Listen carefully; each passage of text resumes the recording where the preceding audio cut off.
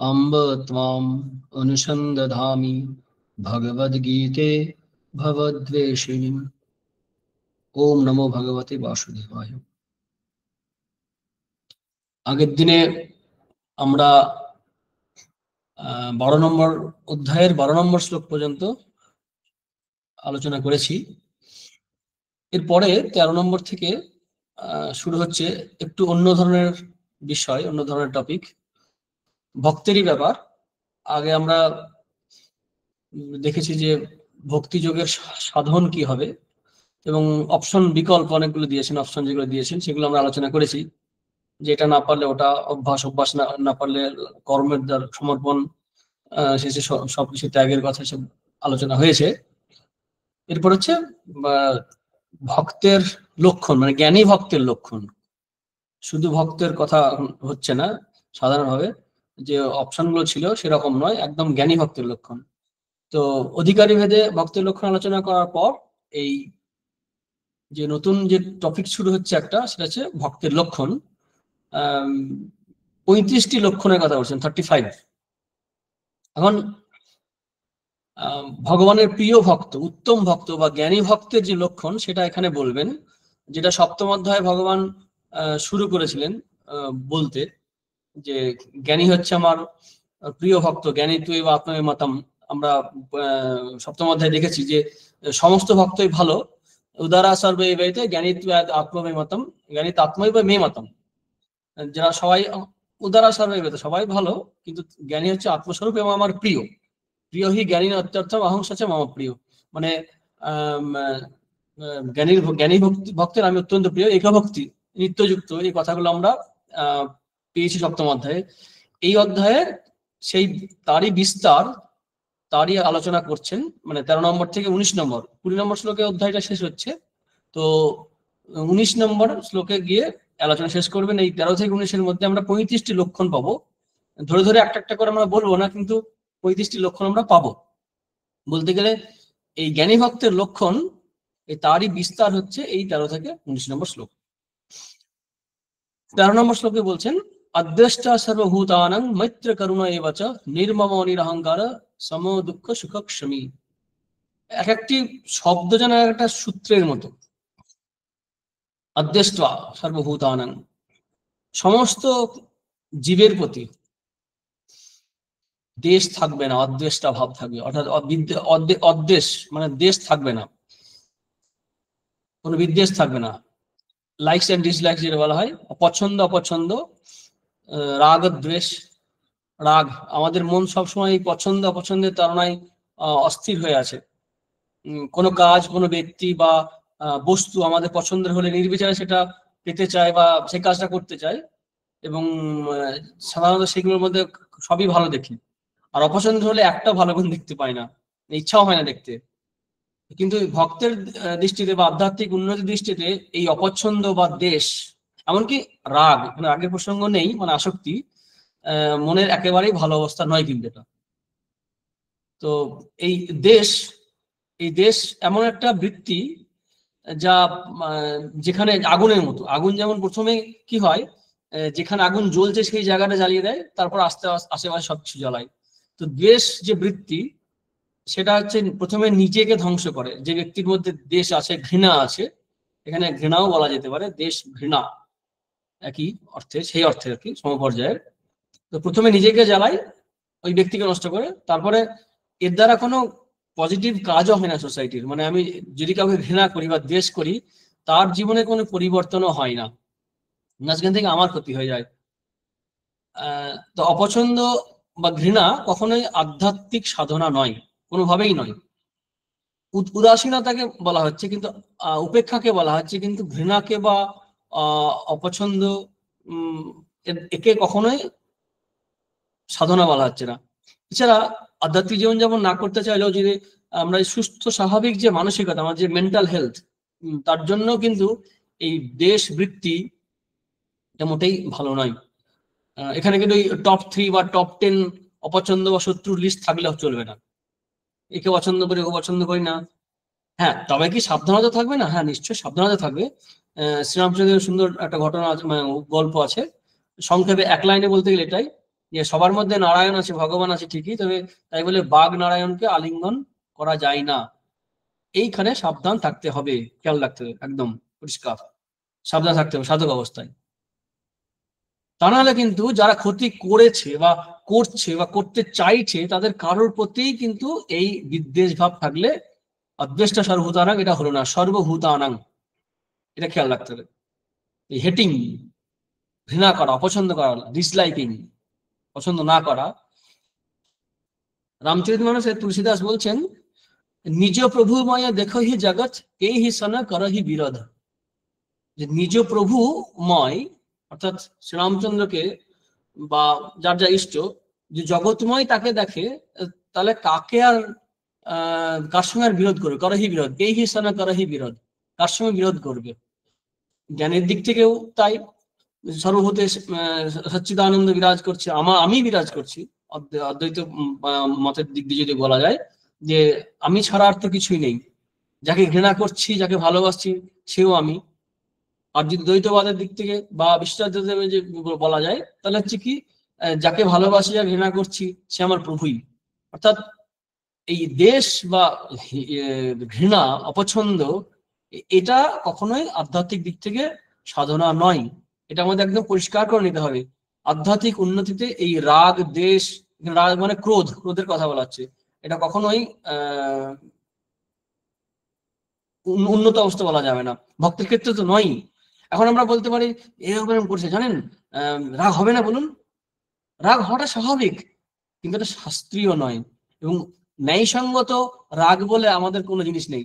স্বামী বিবেকানন্দ দেববাণীতে এক জায়গায় বলছেন, বাংলা অনুবাদ থেকে পড়ছি, আত্মরক্ষার জন্য লড়াই করা অন্যায়, যদিও গায়ে পড়ে অপরকে আক্রমণ করার চেয়ে সেটা উঁচু জিনিস। ন্যায়সঙ্গত ক্রোধ বলে কোনো জিনিস নেই, কারণ সকল বস্তুতে সমত্ব বুদ্ধির অভাব থেকে এই ক্রোধ এসে থাকে। অর্থাৎ ন্যায়সঙ্গত ক্রোধ বলে কিছু হয় না। এটা কিন্তু খেয়াল রাখতে হবে। স্বাভাবিকভাবে শাস্ত্রের দিক থেকে এবং উচ্চ অবস্থা থেকে বলা হচ্ছে এই কথাটা। এমনকি রবীন্দ্রনাথের কবিতাও আছে, দণ্ডিতের সাথে দণ্ডদাতা কাঁধে যাবে সমান আঘাতে সর্বশ্রেষ্ঠ সে বিচার, আমরা শুনেছি। অর্থাৎ ক্রোধ থেকে বিচার করলে হবে না, ক্রোধ থেকে নয়। এই যে ক্রোধ, এই ক্রোধ বা হিংসা বা ঈর্ষা বা দেশ, এই দেশ মনকে খুব ছোট করে দেয়, খুব নিচু করে দেয়। তাই উত্তম ভক্ত হলে, ভগবানের প্রিয় ভক্ত হতে গেলে এই কথাটা বারবার বলবেন, ইয়মত ভক্ত সঙ্গে প্রিয়। আমাদের তো অনেকের ইচ্ছা হয় ভগবানের প্রিয় ভক্ত হতে, কার না ইচ্ছা হয়? ভগবানের যারা ভক্ত সবাই চায় ভগবানের প্রিয় ভক্ত হতে, কিন্তু সবাই কি হতে পারে বা পারেন? পারেন না। কারণ ভগবানের ভালো ভক্ত হতে গেলে, প্রিয় ভক্ত হতে গেলে এই গুণগুলো আমাদের রপ্ত করতে হবে।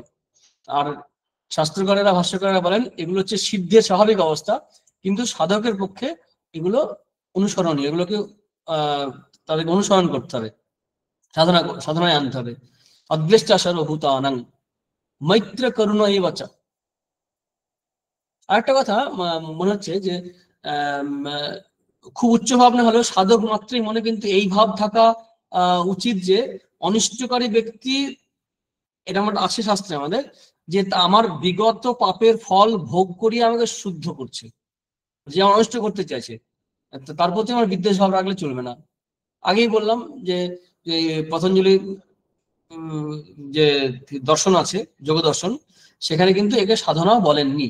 এই মৈত্রী করুণা মুদির অপেক্ষানাম সুখ দুঃখ পুণ্য পুণ্য বিষয়ানাং ভাবনাতশ্চিত্ত প্রসাদনম। তো এই পরপর 4 ধরনের ব্যক্তির সঙ্গে কি আচরণ করবে, কার সঙ্গে মৈত্রী স্থাপন করবে, কার প্রতি করুণাশীল হবে, আনন্দ করবে, মুদিতা, উপেক্ষা, এগুলো কোথায় কোথায় না সুখী ব্যক্তির দেখলে আমাদের এই যে মৈত্র করুণা এই বাচা, এই মৈত্র ভাবটা অবলম্বন করতে হবে। করুণা, অপুণ্য, দুঃখ কষ্টে আছে, তার প্রতি করুণা থাকবে আমার, করুণা। এই করুণার কথা বলতে গেলে আমার শ্রীরামকৃষ্ণের কথা মনে পড়ে, যে করুণা বা দয়া নয়, শিবজ্ঞানা জীবের সেবা, এখনকার আপডেটেড ভার্সন বলতে পারি আমরা। তো যাই হোক, তো এই মৈত্রী, করুণা এবং অন্যেরা আনন্দে আছে, আমার যেন ঈর্ষা জ্বালা তৈরি না হয়, আমি যেন আনন্দ করতে পারি। এবং এই যদি অপূর্ণ বিষয় দেখি, খারাপ বিষয় দেখি, তাহলে উপেক্ষা করব। উপেক্ষাকে সাধনা বলা হয়েছে, কিন্তু দেশকে সাধনা বলা হয়নি। এই মৈত্র করুণা এই বাচা, এই মৈত্র এবং করুণা যেটা যোগসূত্র থেকে আমরা আলোচনা করলাম এখনই, যে মিত্রতা স্থাপন করবে সতের সঙ্গে, ভালো বিষয়ের সঙ্গে, এবং করুণা তার মধ্যে থাকবে। তারপর হচ্ছে নির্মম নিরহংকার। এই এটা আমরা দ্বিতীয় অধ্যায়েও পড়েছি, অনেক জায়গায় ঘুরে ফিরে এই কথাগুলো আসে। আমাদের সংসারে বেঁধে রাখে, জগতে বেঁধে রাখে কিন্তু এই আমি আর আমার, এই মমত্ব আর অহংতা। মমতা আর অহংতা মানে আমি আর আমার। আমি আর আমার এমন একটা বিষয় যে পৃথিবীর কোথাও খুঁজলে পাওয়া যাবে না, কোথাও সার্চ করলে পাওয়া যাবে না, গুগলেও পাওয়া যাবে না, মনেও যদি খুঁজি কোথাও পাবো না। ঠিক ঠিক যদি অ্যানালাইসিস করি শ্রীরামচন্দ্রের ভাষায় পেঁয়াজের খোসার মতো, শেষে কিচ্ছু থাকে না। এই আমি আর আমার যার অস্তিত্বই নেই, তাকে প্রতিষ্ঠা করতে এবং তার তার জন্য আমরা জগৎ একদম লড়াই করে মেরে কেটে একাকার করে ফেলছি, শুধুমাত্র অহংয়ের প্রতিষ্ঠার জন্য। আমি আর আমার কোনো ডিমার্কেশন নেই, কিচ্ছু নেই। যে যতটুকু বাড়াতে পারে অহংকার বাড়াতে পারে নিজের ধ্বংসের জন্য, আমার আমার করে যত যত জাল বিস্তার করতে পারে আমার জন্য। অথচ আমি আর আমার, শ্রীরামচন্দ্র বলতেন আমি বলে ঘুচিবে জঞ্জাল। এই আমি এবং আমার নামক যে জঞ্জাল, এটাই কিন্তু আমাদেরকে বদ্ধ করে রেখেছে এই সংসারের সঙ্গে। তাহলে এই শরীরটা অহংবুদ্ধি যদি না থাকে, আমি মমত্ব বুদ্ধি, আমার আমার শরীর বা আমার এই বাড়ি, আমার ঘর, আমার এই এই নির্মম নিরহংকার। উত্তম ভক্তের কিন্তু এই আকার থাকবে শুধুমাত্র। যেমন দড়ি পুড়িয়ে দেওয়ার পর দড়ির আকার থাকে, তার দ্বারা বন্ধনের কাজ হয় না। শ্রীরামচন্দ্র উদাহরণ দিচ্ছেন যে লোহার তরবারি পরশ পাথর ছুলে পড়ে, তরবারির আকার থাকে, তার দ্বারা হিংসার কাজ হয় না, কারণ সেই ধার থাকে না। তেমনি ভক্তের এই আমিত্ব থাকে, ওই দাস আমি এরকম থাকে, কিন্তু তার মধ্যে অহংকার এবং মমকার মানে আমি আমার আমার যে ভাব, এগুলো থাকে না আর কি। সম দুঃখ সুখ, সম দুঃখ সুখ, সুখ এবং দুঃখ। রামসুখদাস বলছেন কোন পরিস্থিতির জ্ঞান হওয়া দূষণীয় নয়, কিন্তু তার জন্য চিত্তে বিকার আসায় দোষের। ভক্ত রাগ দেশ হর্ষ শোক ইত্যাদি বিকার থেকে সর্বতভাবে রহিত হন। এই সুখ দুঃখ আমাদের আসে, আমাদের ভিতরে সংস্কার আসে মনের মধ্যে, সেই সংস্কার আসে। এবার সামনে কোনো বিষয় দেখা শোনা খাওয়া ইত্যাদির মাধ্যমে যখন আসি আমরা, তখন আমাদের মধ্যে সুখ বা দুঃখরূপ বৃত্তি হয়। রামসুদাসজি যেটা বলছেন এখানে, যে এই যে কোনো কিছু জিনিস মনে পড়ে গেল, আগে সুখ বা দুঃখ অনুভব করেছি, সেটা মনে পড়তে পারে, কিন্তু মনে পড়া মানেই কিন্তু মন খারাপ যেন না হয়। ভোগ্য বিষয়ের স্মৃতি আসতে পারে আগে যেগুলো ভোগ করেছি, কিন্তু যাতে ওতে আবার লিপ্ত হয়ে না পড়ি, অর্থাৎ ওখান থেকে যেন সুখ দুঃখ অনুভব না করি, এ ব্যাপারে আমাদের সচেতন থাকতে হবে। আর সেই কারণেই সুখ দুঃখ যে পরিস্থিতি আসুক না কেন, উত্তম ভক্তের পক্ষে তার কিছুই আসা যায় না। আমরা দ্বিতীয় অধ্যায় পড়েছি, এগুলো পড়েছি সুখ দুঃখ, বারবার এই কথাটা গীতায় আসছে যে দুটোতেই সমান জ্ঞান করা। সুখ এলেই বা কি, দুঃখ এলেই বা কি। আর সাধক সুখ খোঁজে না, দুঃখ খোঁজে না, সুখ দুঃখ কিছুই খুঁজবে না। আসবে আসবে, যাবে যাবে, সিক নট অ্যাভয়েড নট যেটা বলা হয়। আর কি সমী মানে ক্ষমা। ক্ষমা ক্ষমা একটা দারুণ গুণ, বেশ কঠিন গুণ। ক্ষমা আমরা সহজে করতে পারি না। সমী, ক্ষমা করলে অনেক সময় বলে মনের অশান্তি হয়, কিন্তু মনে অশান্তি হবে না, ওই গজ গজ গজ গজ করবে না, থাকবে না ভেতরটা। ক্ষমা মানে ক্ষমা করলে মনে শান্তি এসে যাবে। সাধারণত সেই কারণে দুর্বল মানুষ ক্ষমা করতে পারে না। এই কারণেই ক্ষমা নামক বৃত্তি, অহিংসা নামক বৃত্তি সাধারণের ধর্ম করা ঠিক হয়নি, হয় না, সবাইকে উচিত না করাটা। ক্ষমা করতে গেলে অনেক শক্তির দরকার, প্রচন্ড মানসিক শক্তির প্রয়োজন।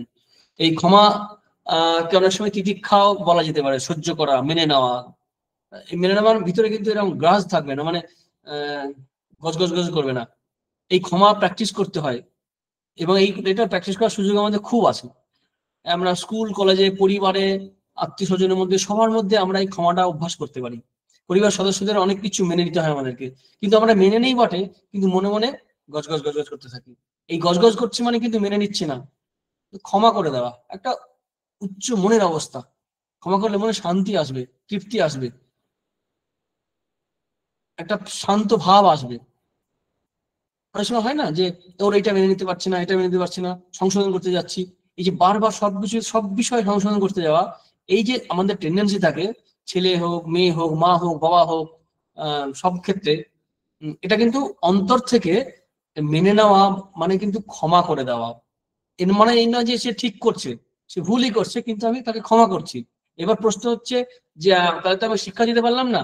শিক্ষা দেওয়ার একটা আলাদা বিষয়, শিক্ষা আমি অবশ্যই দেবো, কিন্তু আমার অন্তর থেকে এই ক্রোধটা থাকবে না, তার মধ্যে একটা ক্ষমা থাকবে, ক্ষমা ভাবটা আমার মধ্যে থাকবে। শিক্ষার্থীর ভাব নিয়ে যখন আমি যখন মানে শিক্ষা দেব তাকে, তখন তখনও আমার মধ্যে ক্ষমা ভাবটা থাকবে অন্তর, আমার নিজের মনের জন্য মেনে নেওয়া। তাহলে সবকিছু কেন ঠিক করতে চাইবো, সবসময় ঠিক করতে চাইবো, সবকিছু ঠিক করতে চাইবো, সবকিছু ঠিক করা যাবে না। এই জগৎটা মনে রাখতে হবে, এই জগৎ সংসার আমার মন মতো হবে না, কোনোদিন হয়নি, এখনো হচ্ছে না, ভবিষ্যতে হবে না। তাহলে কি করতে হবে? এই জগৎ সংসারটাকে মেনে নেওয়া, অথবা ওই উপেক্ষা, উপেক্ষা আর নাহলে ক্ষমা, এই সমী, এই ক্ষমা একটা মহৎ গুণ ভক্তের থাকবে, সেটা উত্তম ভক্তের লক্ষণ। আর আলটিমেটলি আমার প্রভুই তো সবকিছুর মধ্যে আছে, যেটা আমরা রামচরিতমানস থেকে বললাম, নিজে প্রভু মায়া দেখি জগৎ কেই হিসানা করাহি বিরোধ, কার সঙ্গে বিরোধ করবে? খেয়াল রাখতে হবে, এটা একটা অবস্থা, সবসময় না। যেমন একটা ঘটনা মনে পড়ছে, সম্ভবত রাজা মহারাজ, ব্রহ্মানন্দজি মহারাজ, স্বামী বিবেকানন্দের গুরু ভাই, তাকে বলছেন যে এইসব ছেলেদেরকে সংশোধন করার জন্য বা উপদেশ দেওয়ার জন্য এখন বলছেন।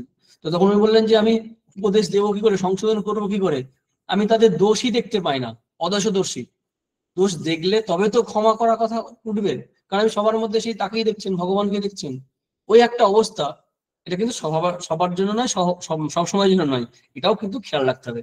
এই ক্ষমা বা তিতিক্ষা, এটা আমাদের অভ্যাস করতে হবে। এটা হচ্ছে সমী, অর্থাৎ ক্ষমাশীল ব্যক্তির।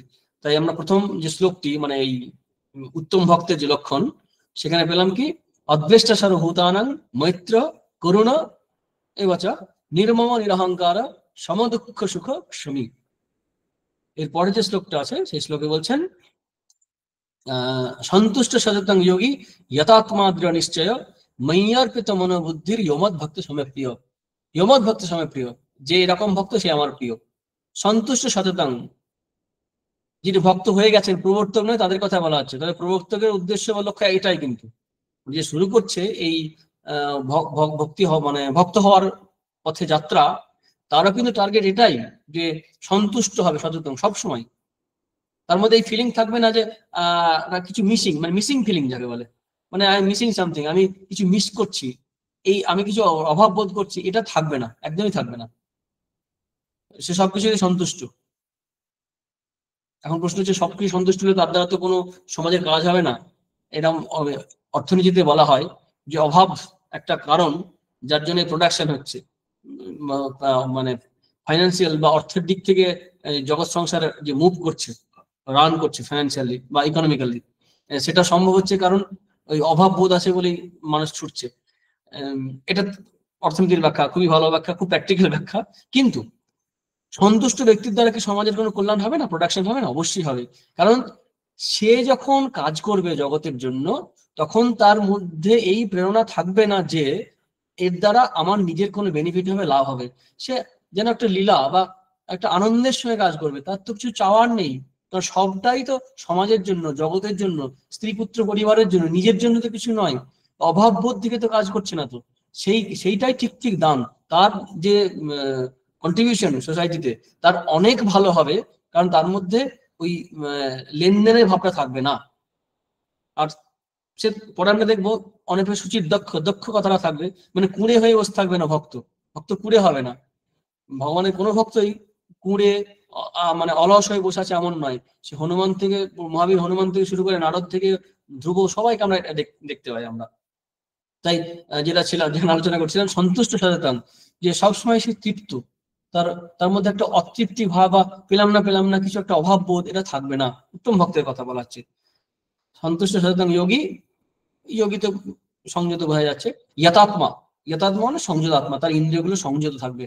দৃঢ় নিশ্চয়, অর্থাৎ তার সিদ্ধান্তের ব্যাপারে তার কোনো সন্দেহ নেই, একদম নিশ্চিত, ভগবানকেই ধরে আছেন, আত্মস্বরূপকেই ধরে আছেন। শ্রীরামচন্দ্র আরাত্মিক ভজন আছে, সেখানে নির্ভয় গত সংশয় দৃঢ় নিশ্চয়, ওই গত সংশয় দৃঢ় নিশ্চয় কথাটা আছে, অর্থাৎ নিশ্চয় করে। অর্থাৎ এইরকম যে ব্যক্তি, তার মধ্যে কোনো সংশয় নেই, নিশ্চয়, দৃঢ় নিশ্চয়, ফার্ম লাইক রক, মানে পর্বতের মতো একদম দৃঢ়। এর নিশ্চয় কখনো অটল, অটল নিশ্চয় যাকে বলা হয়, যায় না। এর মনে এই ব্যক্তি, এই ভক্তের মনে যেটা ওঠে সেটা কিন্তু প্রমাণ স্বরূপ। কালিদাসের অভিজ্ঞান শকুন্তলম যে আছে, সেখানে খুব সুন্দর একটা লাইন আছে, শতাংহি সন্ধ পদেষু বস্তুষু প্রমাণম অন্তঃকরণ প্রবৃত্তয়ঃ। অভিজ্ঞান শকুন্তলমে প্রথম অঙ্কে বলছেন যে যদি কখনো ডাউট হয়, সন্দেহ হয়, তখন ওই শতাং মানে সৎপুরুষের মনের মধ্যে অন্তঃকরণ যে বৃত্তি, চিত্তবৃত্তি, সেটাই নির্ণায়ক হয়, সেটাই যা মনে ওঠে সেটাই ঠিক ঠিক হয়। এই ভক্তের মনে এই যে দৃঢ় নিশ্চয় যে কথা বলা হচ্ছে, সেই দৃঢ় নিশ্চয়কারী ভক্তের মনে, ওখানে দুষ্মন্তের শকুন্তলার প্রসঙ্গ আছে, দুষ্মন্তের কথা বলছেন। তো তো এখানে যে বলা হচ্ছে দৃঢ় নিশ্চয়ের কথা, সেখানে কি ভক্তের মনের মধ্যে যা উঠবে সেটাই তখন প্রমাণ হয়ে দাঁড়াবে। সৎশাস্ত্র কুর্বন্তি শাস্ত্রাণি সুকর্ম কুর্বন্তি কর্মাণি, আমরা নারদীয় ভক্তি সূত্রে পাই। তো এই যে নিশ্চিত, তার মধ্যে এতটাই দৃঢ় নিশ্চয়, তার মধ্যে ভুল থাকবে না, সংশয় থাকবে না, দৃঢ় নিশ্চয়। আর কি ময়্যার্পিত মনোবুদ্ধি, আমরা 8 নম্বর শ্লোকে পেয়েছি অধ্যায় 12 অধ্যায় 13 অধ্যায়ে, যে মন এবং বুদ্ধি, অনেক আলোচনা করেছি এটা নিয়ে, আর আলোচনা যাচ্ছি না। তো মন এবং বুদ্ধি ভগবানে মই অর্পিত, ভগবানে অর্পিত হয়েছে, যে সেই হচ্ছে আমার প্রিয় ভক্ত, ইয়মৎ ভক্তের সঙ্গে প্রিয়। 14 নম্বর শ্লোক। 15 নম্বর শ্লোক খুবই ভাইটাল শ্লোক, খুব কঠিন শ্লোক বলা হয় প্র্যাকটিস করার জন্য, এবং বটেও তাই। বিখ্যাত শ্লোক, যখন যাকে নিয়ে কেউ থাকতে পারে না, এরকম একটা ঘটনা আছে। একজন আমার শোনা ঘটনা, একজন এরকম মঠে যোগদান করেছে, তো কোন একটা সেন্টারে, তো তার অনেক কিছুই অপছন্দ, এর সঙ্গে থাকতে পারছে না, ওর সঙ্গে থাকতে পারছে না, অ্যাডজাস্ট করতে পারছে না। তো তাকে বলা হয়েছিল যে এই শ্লোকটা প্রতিদিন মুখস্থ করবে আর প্রতিদিন শোনাবে। বহুদিন ধরে এটা চলেছিল। यस्मान् नद्विजते लोक लोकान् नद्विजते च या हर्षामर्ष भयद्वेगै मुक्त यश सम्यक् प्रिय। यस्मान् नद्विजते लोक, যার থেকে লোক মানে অন্যরা, মানুষজন উদ্বিগ্ন হন না। লোকান নদ্বিজতে, এবং শুধু তাই নয়, সেই ব্যক্তি, সেই সাধক, সেই ভক্তও লোকেদের দ্বারা উদ্বিগ্ন হন না। মানে আমি ডিস্টার্ব নয় অন্যের দ্বারা, আমি অন্যকে ডিস্টার্ব করছি না, এরকম ভক্ত। বেশ কঠিন, বেশ কঠিন। আমি কাউকে ডিস্টার্ব না করতে পারি, খুব সচেতন থাকতে হবে, কিন্তু আমাকে দেখে ডিস্টার্ব করতে পারে, অর্থাৎ আমার মনটাকে সেভাবে তৈরি করতে হবে। এই হচ্ছে ভক্তের সাধনা। এবার প্রশ্ন হচ্ছে, যাই করি না কেন কিছু লোক তো খারাপ বলবেই, হ্যাঁ বলবেই, সেটা আমার কিছু করার নেই। কিন্তু পারতপক্ষে আমার চেষ্টা থাকবে যেন আমি কাউকে কোনোভাবে সচেতন ভাবে সজ্ঞানে কষ্ট না দিই। কেউ যদি কষ্ট পায়, সে তার মনোবৃত্তির জন্য, তার স্বভাব সংস্কারের জন্য পেয়ে থাকতে পারে, তার ভাবনায়, তার কল্পনায়, তার চিন্তায়, তার সন্দেহে পেতে পারে। কিন্তু আমার দিক থেকে কখনো যেন এই চেষ্টা না থাকে কষ্ট দেওয়ার, উদ্বিগ্ন করার, বিরক্ত করার। यस्मान्न उद्विजते लोक लोकान् नद्विजते च। ভর্তৃহরি নীতি শতকের সুন্দর একটা শ্লোক আছে, মৃগমীন সজ্জনানাং তৃণো জল সন্তোষ বিহিত বৃত্তিয়াম লুব্ধক ধীবর পিশুনা নিষ্কারণ বৈরিণ জগতি। কি বলছেন? এর মানে হচ্ছে যে হরিণ, মৎস্য এবং সজ্জন ব্যক্তি যথাক্রমে তৃণ, জল এবং সন্তোষের দ্বারা তাদের জীবিকা বা জীবন নির্বাহ করে, তাও কিছু বলে না। কিন্তু ব্যাধ, লুব্ধক মৎস্য শিকারী, ধীবর, পিছুনা অন্যের দোষ দেখে বেড়ায়, যে দুষ্টু ব্যক্তি অকারণে, নিষ্কারণে এদের সঙ্গে শত্রুতা করে থাকে। হরিণ, মাছ, তারপরে সৎ ব্যক্তি, এরা তো কাউকে কিছু কোনোভাবে ডিস্টার্ব করছে না, কিন্তু ব্যাধ হরিণকে বধ করবেই। মৎস্য শিকারী, মাছ তো কোনো যে মাছ ধরে তাকে ডিস্টার্ব করে না, কিন্তু মৎস্য শিকারী মাছ ধরবেই। খুব সুন্দর উদাহরণ তুলেছেন নীতি শতকে। আর সজ্জন ব্যক্তির শত্রু হওয়া খুব কঠিন, কারণ তার দ্বারা কখনো অকল্যাণ হবে না, খুব ডিফিকাল্ট একজন সৎ বা মহৎ ব্যক্তির শত্রু হওয়া। আমি শত্রুতা করি শুধুমাত্র আমার সংস্কারের জন্য, আমার নিজের স্বভাবের জন্য। সেই কারণে ভর্তৃহরি বলছেন এখানে যে পিছুনা, দোষ দর্শনকারী কিছু বাই নেচার এরকম থাকে, বাই ডিফল্ট, যে তারা দোষ দেখবেই এবং শত্রুতা করবেই, কিছুজন থাকবেই। এদের ক্ষেত্রে কিছু করার নেই। আদারওয়াইজ, অন্যথা আমাদের কিন্তু খুব সচেতন থাকতে হবে। এবং ভক্ত হয়ে গেলে স্বাভাবিকভাবে এটা, যখন উচ্চকোটির ভক্ত হবে, জ্ঞানী ভক্ত হবে, তখন তার স্বভাবটাই এমন হবে, তার দ্বারা কেউ মানে বিরক্ত হবে না। যেমন অজাতশত্রু, যুধিষ্ঠির কারো কোনো ক্ষতি করেনি, তার কোনো শত্রু নেই বলা হয়, শত্রু বলা হয়, কিন্তু তাও তো তাকে সমস্যার মধ্যে পড়তে হয়েছিল। দুর্যোধন তার স্বভাব বশে এটা করেছিল, ওই সম্পত্তির লোভের জন্য, রাজ্য লোভের জন্য। সেটা আমরা জানি, মহাভারত থেকে দেখেছি। তো এই আমার দিক থেকে এই চেষ্টা থাকবে সাধক হিসাবে, যে আমি কাউকে কোনোভাবেই কষ্ট দেব না, বিরক্ত করব না। এবং অন্যেরা যখন আমাকে ডিস্টার্ব করবে, আমি ডিস্টার্ব হবো না, আমার মনটাকে সেভাবে আমি তৈরি করব। এরকম করতে পারলে তখন উত্তম ভক্ত মানে হওয়ার আশা রাখতে পারি আমরা। তারপরেই বলছেন ওই শ্লোকেই দ্বিতীয় জায়গায়, হর্ষ অমর্ষ ভয় দ্বেগই মুক্ত আমার প্রিয়। হর্ষ একবার আনন্দে উৎফুল্ল হয়ে যাচ্ছে, উদ্ধর্ষ বলা হয় যেটাকে, বলছেন কি অনুদ্ধর্ষ অভ্যাস করতে হবে, অর্থাৎ একবার আনন্দে উৎফুল্ল হলে চলবে না, মানে শান্ত ধীর স্থির হতে হবে, অন্তত প্রসন্ন থাকতে হবে। এই নয় যে মুখ বিষণ্ণ করে থাকবে, এমন নয়। সাধক অবস্থায় আনন্দ থাকবে, সুখও থাকবে, কিন্তু মানে মানে হাসি খুশি থাকবে, বিষণ্ণ থাকবে না, কিন্তু একবার আনন্দে উৎফুল্ল হয়ে কন্ট্রোল যেন হারিয়ে না যায়। সেটা হচ্ছে মানে হর্ষের মানে এইরকম হর্ষ থেকে সে মুক্ত থাকবে। অমর্ষ, অমর্ষ মানে হচ্ছে অসহিষ্ণুতা বলছেন শঙ্করাচার্য। আর সুদর্শন লিখছেন যে পরশ্চ লাভে অসহানং, মানে অন্যের লাভ দেখলে অসহিষ্ণুত হয়ে পড়ে, অধৈর্য হয়ে পড়ে, অর্থাৎ ঈর্ষা বলা যেতে পারে। অমর্ষ, অসহিষ্ণুতা বলছেন শঙ্করাচার্য, অধৈর্য, চঞ্চল।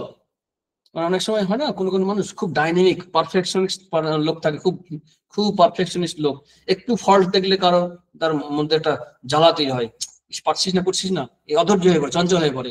এই জায়গাটা, এইটা হচ্ছে অমর্ষ। আর একটা হচ্ছে কি ঈর্ষা, মানে অন্যের ভালো দেখলে পরস্য লাভে অসহান, অন্যের ভালো দেখলে পরে আমার সহ্য হচ্ছে না, এই যে ঈর্ষা, এটা অনেক আলোচনা আমরা করেছি। এর থেকেও মুক্ত হবে। উদ্বেগ, টেনশন, মানে শরীর চলে যেতে পারে, বিভিন্ন কারণে আমাদের উদ্বেগ তৈরি হয়, টেনশন যেটাকে বলা হয়। সেটা হচ্ছে সেই ভয় আদি নিমিত্ত চিত্তক্ষোভ, অর্থাৎ মনের মধ্যে ক্ষোভ তৈরি হয়, মন চঞ্চল হয়ে ওঠে, উদ্বেগ। এই হর্ষ, অমর্ষ, ভয়, উদ্বেগ, এইগুলো থেকে, সবগুলো থেকেই যে মুক্ত, সেই হচ্ছে আমার প্রিয় ভক্ত। আমাদের মৃত্যু ভয়টা সবচেয়ে বেশি উদ্বেগের কারণ হয়। তাছাড়া এই জিনিসপত্র পাওয়া না পাওয়া, বিভিন্ন কারণে উদ্বেগ বিভিন্ন ভাবে হয়। সেই উদ্বেগ থেকে মুক্ত হওয়া। আর ভক্তের সত্যি কথা, উত্তম ভক্ত যখন হয়, তখন সে ভগবানের ইচ্ছা এতটা নির্ভর করে, যা পাই তাতেই সন্তুষ্ট থাকে, তার উদ্বেগ হয় না তখন আর। যা পেলাম পেলাম, না পেলাম না পেলাম। একটা গল্প মনে পড়ছে, সেটা হচ্ছে যে একটা আশ্রমে একজন ব্যক্তি গোদান, মানে গরু দান করতে চেয়েছিলেন। তো গরু দান করলেন। তো এসে যখন মানে সেন্টারের সেই আশ্রমের যিনি হেড, অধ্যক্ষ, তাকে বললো যে এরকম গরু দান করতে চেয়েছে, গরু দিয়েছে, বাহ বাহ খুব ভালো, তাহলে গরুর দুধ পাওয়া যাবে, তার দ্বারা ঠাকুরের সেবা হবে, ভগবানের সেবা হবে, এবং তোমাদের স্বাস্থ্যের জন্য ভালো হবে, ব্যাস। এবার কিছুদিন পরে আবার বললো যে ওই ভদ্রলোক ওই গরু নিয়ে চলে গেছেন। বলছি বাহ খুব ভালো হয়েছে, খুব ভালো হয়েছে, আর গোবর টোবর ফেলতে হবে না, ঝামেলা টামেলা গেল। এই সব কিছুতেই নিরুদ্বেগ, কোনো টেনশন নেই, এলো এলো, না এলো না এলো, সিক নট, অ্যাভয়েড নট। এইভাবে তার ইচ্ছাই এলো, তার ইচ্ছাই গেল, আমি নিমিত্ত মাত্র, আমার কিছু আসা যায় না। এই অবস্থা যদি হয়, তাহলে অসুবিধা হয় না। অথবা যার থেকে আঘাত পাচ্ছি, সে ভগবানের ইচ্ছাতেই পাচ্ছি, যার থেকে সুখ পাচ্ছি, আনন্দ পাচ্ছি, ভগবানের ইচ্ছাতেই পাচ্ছি। অনেক সময় আমরা চেষ্টা করি যে দুঃখ ভাবতে পারলেও আনন্দটা ভাবতে পারলে তিনি দিচ্ছেন, সুখ দুঃখ তিনিই দিচ্ছেন ভক্তের ক্ষেত্রে। আর জ্ঞানী তো প্রারব্ধের দিকে নজর রেখে ওগুলোকে অ্যাভয়েড করে। তো এই উদ্বেগ থেকে মুক্ত হতে হবে। হর্ষামর্ষ ভয় দেবে মুক্তি যেটা আমার প্রিয়। তারপর 16 নম্বর শ্লোকে বলছে, অনপেক্ষ সুচির দক্ষ উদাসীন গদব্যথ সর্বারম্ভ পরিত্যাগী যমদ ভক্ত সমপ্রিয়। অনপেক্ষ, অনপেক্ষ মানে হচ্ছে আমরা অপেক্ষা করি বা ডিপেন্ড করি, নির্ভর করি। এখানে যে ভগবানের ভক্ত, জ্ঞানী ভক্ত, তিনি কোনো কিছুর উপর নির্ভর করবেন না। এমনকি কোনো বিষয় এলো, আমার প্রয়োজন নেই, তবু অনেক জিনিস পেয়ে গেছি, তো তিনি কি করবেন, যদিচ্ছা প্রাপ্ত বিষয় কিন্তু নিষ্ক্রিয় থাকবে। পেলেই নিচ্ছে এমন নয়, পাচ্ছি বলেই নিচ্ছে এমন নয়। অনেক সময় থাকে না, এই ফ্রিতে পেলাম তাই নিলাম, না, প্রয়োজন আছে কিনা দেখতে হবে। বা প্রয়োজন থাকলেও, প্রয়োজন তো কোনো বাউন্ডারি নেই, কোনো ডিমার্কেশন নেই, লাইন নেই যে এইটুকু প্রয়োজন, এইটুকু প্রয়োজন নেই। প্রয়োজন আমরা সৃষ্টি করার সময়, প্রয়োজন আর বিলাসিতার মধ্যে পার্থক্য আছে। একটি ঘটনা মনে আছে, পূজনীয় স্বামী ভূতেশানন্দজি মহারাজ, দ্বাদশ সংঘাধ্যক্ষ রামকৃষ্ণ সংঘের, তাকে প্রশ্ন করা হয়েছিল যে বিলাসিতা এবং প্রয়োজনের মধ্যে পার্থক্য বুঝবো কি করে। তো মহারাজ বললেন যে সম্ভবত মোজাটা খুলে ফেললে যদি তোমার সর্দি লাগে, ঠান্ডা লাগে, তাহলে জানবে এটা প্রয়োজন। আর তা যদি না লাগে, যদি সুখ হয় এবং অন্যের সামনে দেখাতে একটু দেখিয়ে যদি সুখ হয়, তাহলে জানবে ওটা বিলাসিতা। তো এই প্রয়োজন এবং বিলাসিতার মধ্যে পার্থক্য কোথায়, সেটা আমরা অনেক সময় খেয়াল করতে পারি না। তাই ভাষ্যকার টিকাকাররা বলছেন যে অনপেক্ষ মানে যদৃচ্ছাপ্রাপ্ত বিষয়েও নিষ্প্রিয়, অর্থাৎ যা পেয়ে গেলাম তাতেও যেন তাও নয়, পেয়ে যাচ্ছি বলে এমনিতেই, অর্থাৎ ডিপেন্ডেন্সি থাকবে না আমার জগৎ সংসারের প্রতি। এগুলো বস্তু। মানসিক দিক থেকেও শান্তি পাওয়ার জন্য, সুখ পাওয়ার জন্য, কারো ভালোবাসা পাওয়ার জন্য যেন অন্যের উপর নির্ভরতা না থাকে, যেন অন্যের উপর আমার নির্ভরতা না থাকে, আমি যেন আমার মধ্যে থাকতে পারি। আমরা আমাদের মধ্যে থাকতেই পারি না, একা থাকা আমাদের অভ্যাস নেই। প্রবলেম হচ্ছে আমি যদি আমার সঙ্গে থাকতে না পারি, তাহলে অন্যের আমার সঙ্গে থাকবে কি করে? নিজেদের মনটাকে আমার সঙ্গে তৈরি করতে পারি। এমন ভাবে জীবন তৈরি করতে হবে আমাদেরকে, ভক্তদেরকে, যেখানে আমি থাকতে পারি একা। একা মানে একা নয়, জ্ঞানের দিক থেকে সে সচ্চিদানন্দ স্বরূপে মগ্ন হয়ে থাকবে, আর ভক্তির দিক থেকে ভগবানকে নিয়ে তার বিলাস চলবে, বা তার সাধন ভোজন তাকে নিয়ে থাকবে। সে একা থাকা তো নির্ভর করবে না কারোর উপরে, অনপেক্ষ। যদি নির্ভরতা থাকে ভগবানের উপরে। সূচি সূচি মানে হচ্ছে বাহ্য এবং অন্তর শৌচ, পোশাক আশাক, স্নান, যেখানে থাকছি সেই জায়গা, সবকিছু বাইরে পরিষ্কার। এবং অন্তর সূচি মানে হচ্ছে যেগুলো আমরা অষ্টম শ্লোকে আলোচনা করেছিলাম, মন এবং বুদ্ধির কথা, ওইগুলোই হচ্ছে অন্তঃশুদ্ধির কারণ। দয়া, অহিংসা, ওই যে মানে অহিংসা, সত্য, অস্তেয়, ব্রহ্মচর্য, অপরিগ্রহ যেগুলো আছে, এই সবগুলো হচ্ছে এই সূচি সাধনের ক্ষেত্রে সাহায্য করবে। উদাসীন, দক্ষ, একটা বাদলাম, দক্ষ, এক্সপার্ট, যেটা আগে আগে বলছিলাম যে দক্ষ হবে সে, সন্তুষ্ট মানে সে কাজ করবে না এমন নয়, সে কিন্তু এক্সপার্ট হবে। উদাসীন হবে না, ক্যালাস হবে না, একদম স্মার্ট। উদাসীন, উদাসীন বলতে এখানে এই ওই অর্থে নয়, দক্ষ মানে সে একদম এক্সপার্ট হবে, সচেতন হবে, স্মার্টনেস তার মধ্যে থাকবে, দক্ষ হবে, অসাবধানী হবে না, সাবধানী হবে। এই এই দক্ষতাটা খুব প্রয়োজন। এই দক্ষতা না থাকলে পরে তামসিকতা এসে যাবে। তামসিকতা কখনো ধর্ম বা আধ্যাত্মিকতার দিকে নিয়ে যায় না। ধর্ম মানে জাগতিক উন্নতির জন্য বলা হচ্ছে, বা পারলৌকিক উন্নতির জন্য হতে হতে পারে না। তাই দক্ষ হবে একজন ভক্ত, ভক্ত কিন্তু দক্ষ হবে। উদাসীন মানে পক্ষপাত রহিত, মানে কারো প্রতি পক্ষপাতিত্ব করবে না, শত্রু মিত্র কারো প্রতি। গত ব্যথা মানে ব্যথা, মানে কোন রকমের আধি শূন্য বলা বলছেন টিকাকার, মানে কোন রকমের মেন্টাল যে প্রবলেম গুলো হয় আমাদের, সাইকোলজিক্যাল, আমাদের আধ্যাত্মিক জীবনের ক্ষেত্রে অনেক সময় দেখা যায় বেশিরভাগ প্রবলেম গুলো আধ্যাত্মিক নয়, মানসিক সমস্যা, প্রবলেম, সাইকোলজিক্যাল প্রবলেম। বেশ কিছু জিনিস আছে যা সাইকিয়াট্রিস্টকে দেখা দেবে, এরকম ধরনের প্রবলেম। তো এই এই এগুলো থেকেও মুক্ত হতে হবে সেই ভক্তকে। আর কি, সর্বারম্ভ পরিত্যাগী, সর্বারম্ভ পরিত্যাগী অর্থাৎ সে নিজে, টিকাকার লিখছেন, সমস্ত দৃষ্ট অদৃষ্ট ফলপ্রদ প্রচেষ্টা পরিত্যাগ করাই যাহা স্বভাব, যে ভক্ত এরূপ হয় সে আমার প্রিয়।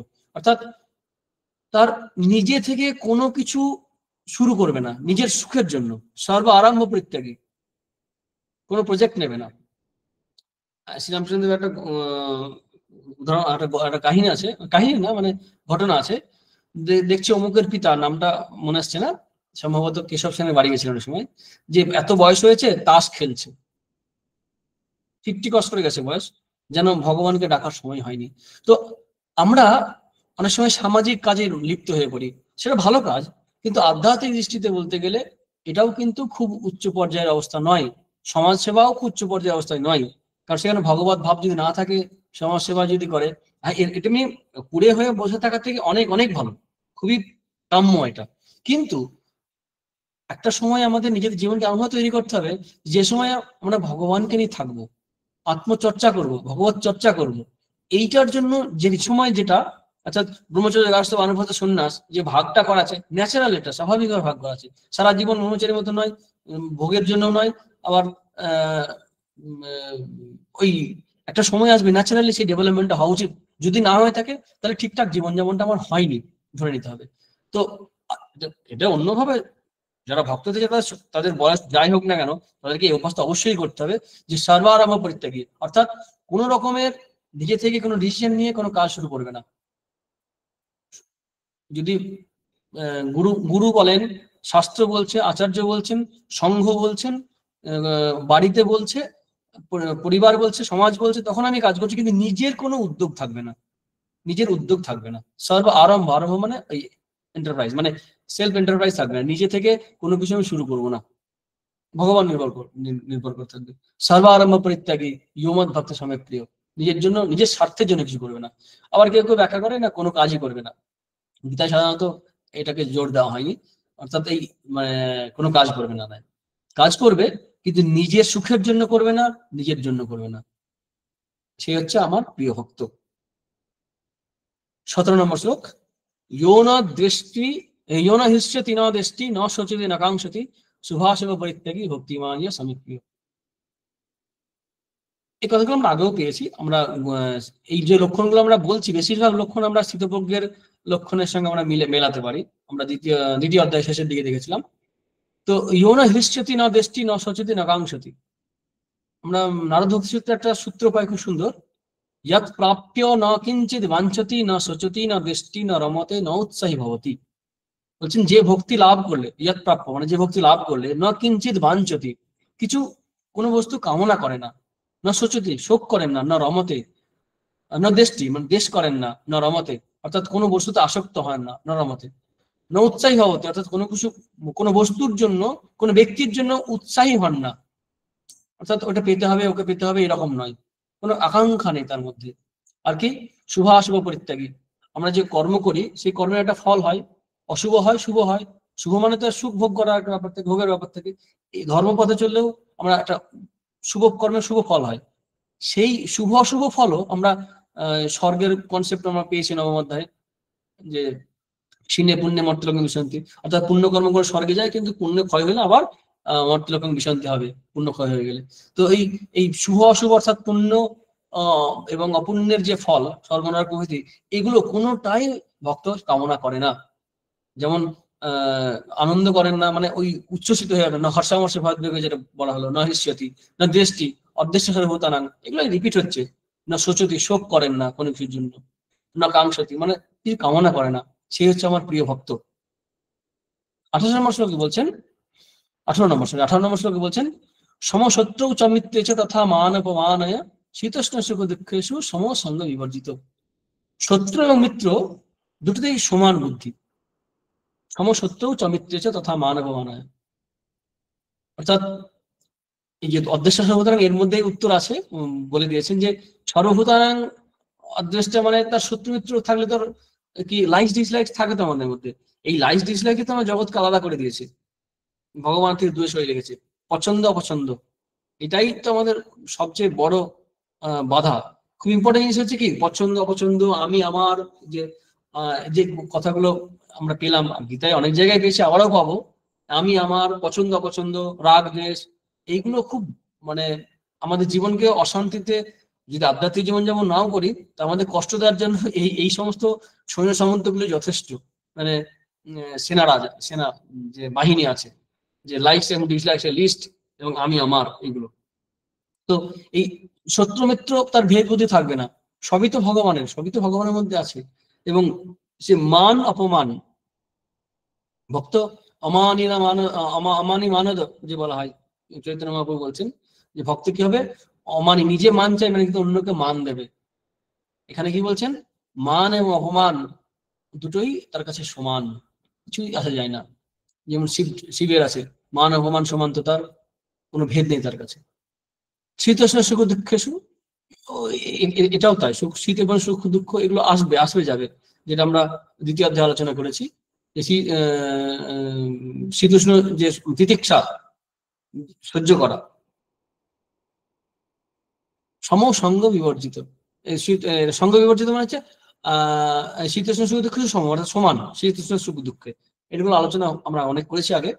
সঙ্গ বিবর্জিত আসক্তি, এই গীতার মূল সুরে হচ্ছে অনাসক্তি।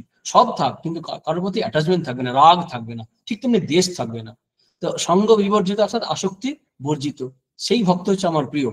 19 নম্বর শ্লোকে বলছেন তুল্য নিন্দা স্তুতির মৌনী, সেই ভক্তের কাছে নিন্দা এবং স্তুতি দুটোই তুল্য, সমান। আমরা সাধারণত কোনো কাজ করার পর বা কোনো একটা ভালো যখন কিছু একটা করি আমরা, তারপরে আমরা অপেক্ষা করে থাকি আমার আমার একটা স্তুতি হোক, বন্দনা হোক। আমরা একটা পোস্ট দিই ফেসবুকে বা কোনো জায়গায়, পোস্ট দিয়ে তখন দেখি আমার কতটা লাইক করছে, কতটা, ইউটিউব হোক, যে কোনো সোশ্যাল মিডিয়া হোক না কেন, বা এমনি এমনি অফলাইনে বন্ধুদের সামনে গিয়ে আমার প্রশংসা করুক। মনে রাখতে হবে, প্রশংসায় যদি আমার বুকের ছাতিটা বড় হয়ে যায়, নিন্দায় আমার বুকের ছাতিটা সংকুচিত হয়ে যাবে। তো সেই নিন্দা এবং স্তুতি, এই দুটোতেই কিন্তু সমান জ্ঞান হবে ভক্তের। মৌনী, মৌনী মানে কথা বলবেন এমন নয়, জোর করে কথা বলা বন্ধ করা ঠিক না, তাতে সাপ্রেশন হয়, সাপ্রেশন থেকে অনেক সাইকোলজিক্যাল প্রবলেম তৈরি হয়। অর্থাৎ যে কাজকর্ম ভগবানের চিন্তায় এমনই মগ্ন থাকবে যে এইদিকে তার সময় নেই।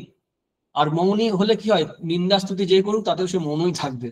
সেটা একটা গুরুত্বপূর্ণ একটা বিষয় মনে হচ্ছে। ছোটবেলায় খুব বকবক করতাম, এখনো করি। তো স্বাভাবিকভাবেই এই থামিয়ে দিত, এই বকিস না, কথা বলিস না। তো কি হলো, যে কথা তো বলছি, অভ্যাস হয়ে গেছে, স্বভাব এসে গেছে। তাহলে কথা, পরে মনে হলো একটা সময় যে কথা তো বলছি, অভ্যাস হয়ে গেছে, চেঞ্জ করতে পারছি না। তো এমন কথা বলবো যার দ্বারা অন্যের কল্যাণ হয়। এটা এটা হলো একটা ক্ষমতা, একটা বৃত্তি, যে এমন কথা বলবো যে কথার দ্বারা অন্যের কল্যাণ হবে, ভালো পথে মানুষকে চালনা করা যাবে, নিজেরও কল্যাণ হবে তার দ্বারা। এবং তখন ছোটবেলায় তো ভগবানের কথা ভাবিনি, কিন্তু মানুষের যাতে কল্যাণ হয়, ভালো হয়, এবং মানুষের আঘাত যাতে না হয়, সেই ধরনের কথাবার্তা বলবো, সৎ সত্য পথে থাকবো, এবং এই বিষয়ে কথাবার্তা আলোচনা করব।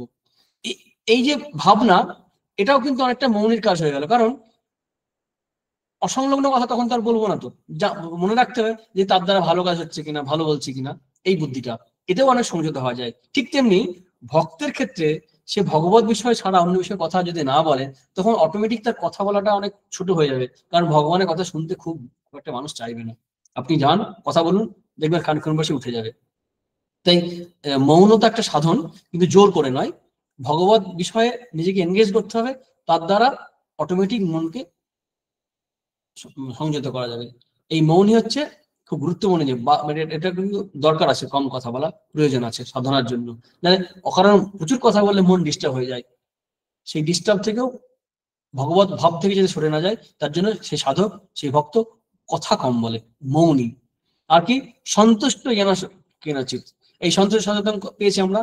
এখানে সন্তুষ্ট কেনাচিত, এখানে আরেকবার বলা পার্থক্য হচ্ছে, কারণ হচ্ছে এটাই যে সবসময় সন্তুষ্ট থাকে। এখানে বলা হলো কি, যে সে সামান্য কিছু পেলে সন্তুষ্ট, এমন নয় যে সন্তুষ্ট হওয়ার জন্য তাকে এই কন্ডিশন ফুলফিল করতে হবে, না। কেনাচিত, যা কিছুর দ্বারা সে সন্তুষ্ট, তার কিছু চাহিদা নেই, কিছু চাই না সে। তারপর হচ্ছে অনিকেত স্থিরমতি ভক্তিমান। অনিকেত মানে হচ্ছে ঠিক ঠিক শব্দ যদি বলি, অনিকেত মানে তার বাড়িঘর থাকবে না, কোনো নিকেতন, তার বাসস্থান নেই। নিকেতন, অনিকেত, অনিয়ত বাস, যার কোনো নির্দিষ্ট বাসস্থান নেই। এখন বাড়িঘর তো থাকতেই হয়, সবাই তো মানে সন্ন্যাস ব্রত গ্রহণ করে রাস্তা রাস্তায় ঘুরতে পারে, এমনকি সন্ন্যাসীরাও মঠে আশ্রমে থাকে। তাহলে এই শব্দের অর্থ কি? ভাগবতে গারস্থ ধর্মের বর্ণনায় বলছেন যে গৃহে অতিথিবৎ বাস করবে, অনিকেত শব্দের অর্থ করছেন শ্রীমদ ভাগবতে। অর্থাৎ মানে গৃহে নির্দিষ্ট বাসস্থান থাকবে না, কিন্তু সেখানে কি আমার বাড়ি আমার ঘর এই বোধ থাকবে না। এমনকি শরীর পর্যন্ত, শরীরেও তো আমাদের আমিত্ব বুদ্ধি আছে না, আমার বুদ্ধি আছে না। তো কি হবে না, স্বামী বিবেকানন্দের সুন্দর কথা আছে, হিন্দু কখনো নিজের জন্য ঘর তৈরি করে না। ভাবনাটা কি না, আমরা যে গৃহপ্রবেশ আছে না, আমরা ঘর তৈরি করি, প্রথমে দেবতাকে নিয়ে আসি, সেই ঘরে গিয়ে আমরা আবার বাস করি। অর্থাৎ আমি যেন দেবালয়ে বা মন্দিরে বাস করছি, তার সেবায়ত হিসাবে, ট্রাস্টি হিসাবে। কিন্তু উল্টোটা হয়ে যায়, আমি বাস করছি, ভগবানকে দয়া করে রেখেছি, এই বোধ রাখলে হবে না, যে ভগবানের বাড়ি আমার নয়, মাস্টারমশাই শ্রীম অর্থাৎ কথামৃতকার শ্রীম মহেন্দ্রনাথ গুপ্ত, তিনি যখন তার বাড়ি যেতেন তখন বলতেন না যে আমার বাড়ি যাচ্ছি, তিনি বলতেন যে এক ভক্তের বাড়ি যাচ্ছি। অর্থাৎ ওই ভক্তের বাড়ি অথবা ঠাকুর বাড়ি, আমরা বলেন ঠাকুর বাড়ি, অর্থাৎ সেখানে ভগবান আছেন, আমি সেখানে যাচ্ছি। এই নিজের নয়, এই যে বোধ, এই বোধ থেকে সরা খুব মুশকিল। এটা গেল শরীর মানে বাড়িঘর, নিজের শরীরেও আত্মবুদ্ধি করা, আমাদের আত্মবুদ্ধি এসে যায়। একটি ঘটনা আছে এরকম, এক ব্রহ্মচারী, এটা বলেছি হয়তো তাই সংক্ষেপে বলছি, এক ব্রহ্মচারী সন্ন্যাসের জন্য খুব ব্যাকুল হয়ে যখন শিষ্যকে গুরুদেবকে বলেন যে আমি উপযুক্ত হয়েছি, অনেককে সন্ন্যাস দিলেন, আমাকে দিচ্ছেন না কেন? তখন গুরুদেব বলেন তুমি কিসের যোগ্য হয়েছো, তুমি সব ত্যাগ করেছো? বলছে হ্যাঁ। তখন আমরা শুনেছি গল্পটা, যে এক এক করে সব ত্যাগ করছে, এমনকি নিজের শরীর যখন ত্যাগ করতে যাচ্ছে তখন গুরুদেব বললেন দাঁড়াও, এই শরীর কার, কোথা থেকে এসছে? বাবা মার কাছ থেকে এসছে, পৃথিবীর অন্য জলে পুষ্ট, এই শরীরে আমিত্ব বুদ্ধি, আমার বুদ্ধি, এইটা ত্যাগ করাটাও সন্ন্যাস। এটা অনিকেতর মধ্যেই পড়বে, অনিকেত স্থিরমতি, অর্থাৎ বুদ্ধি স্থির, দৃঢ় নিশ্চয় একদম। ভক্তি মানবে প্রিয় নরহ। এই 19 নম্বর শ্লোক পর্যন্ত আমরা যদি আলাদা আলাদা করে দেখি 35টি লক্ষণ বা গুণ আমরা পাবো ভক্তের।